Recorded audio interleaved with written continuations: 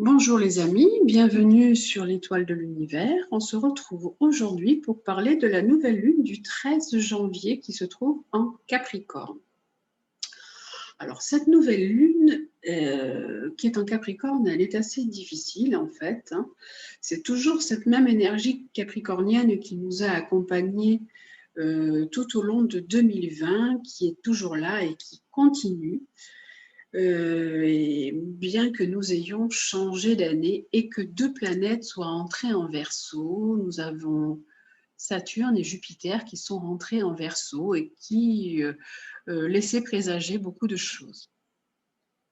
Et donc nous ressentons toujours les restrictions de Saturne, les restrictions du Capricorne, la lenteur, la demande de structure et les blocages et les contraintes.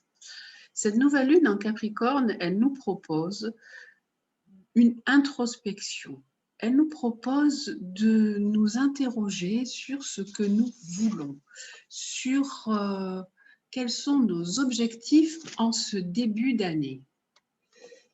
Comment nous pouvons repenser peut-être notre vie professionnelle, notre vie sentimentale, familiale, selon en fait où se trouve le Capricorne dans votre thème natal. Si le Capricorne se trouve en maison 11, par exemple, ce sera à restructurer votre vie, votre côté sentimental, votre côté amical et vos projets. Si votre Capricorne se trouve en maison 2, comme là, ce sera la façon de gagner votre vie. En maison 4, ce sera votre foyer, etc. Donc, ce sera à vous de voir si vous avez votre thème natal, de voir ce que vous avez à changer, à transformer, à restructurer.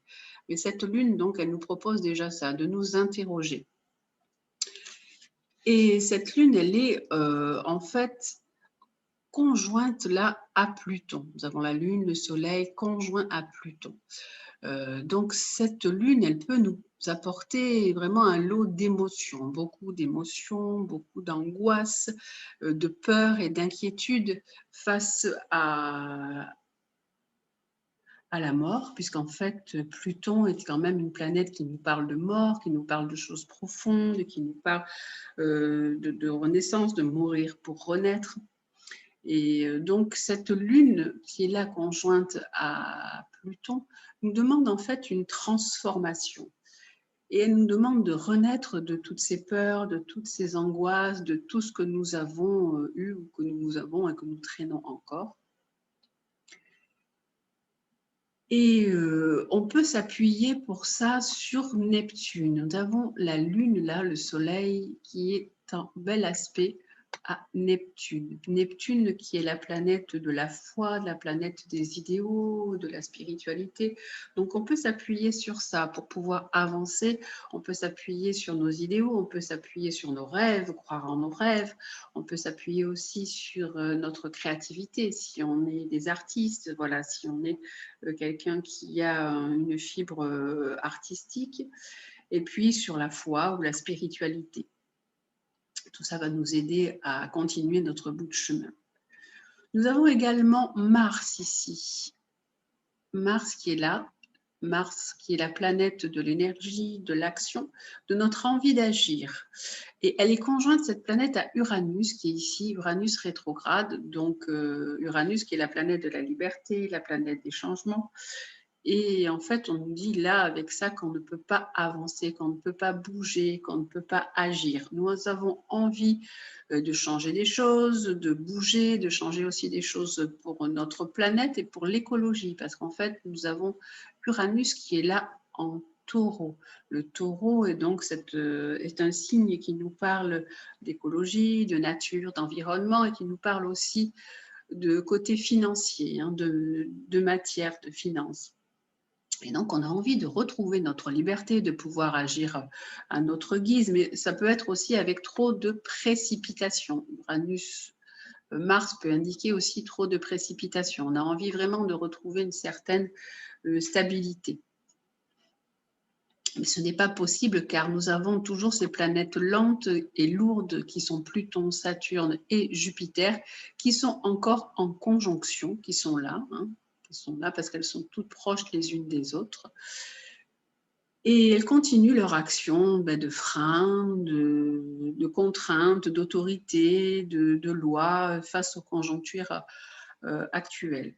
Et cela va encore durer jusqu'au printemps, hein, parce que même si Jupiter va avancer en Verseau, par moment, on va se sentir un petit peu plus libre, mais nous avons toujours Saturne qui va rester en carré à Mars et Uranus pendant un bon moment.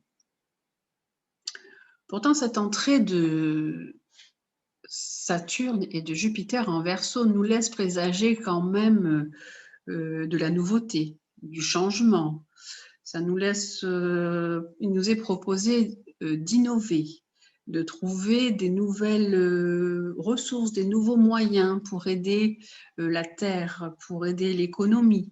Mais tout cela va se faire vraiment très lentement, progressivement. Ce sera à chacun d'y mettre du sien, hein, comme le petit colibri, l'histoire du petit colibri qui, lui, à son échelle, il fait ce qu'il peut. Nous aussi, nous devons, à notre échelle, faire ce que nous pouvons. Et si nous sommes pleins d'initiatives ou pleins de bonnes idées nouvelles qui peuvent progresser, qui peuvent nous faire progresser, évoluer, il faut les mettre en pratique. Et donc, nous sommes vraiment invités par Uranus à une prise de conscience, à se rendre compte que tout ça est important et que des changements doivent être là, doivent s'opérer. Hein. Avec Uranus, c'est une ouverture, une antenne.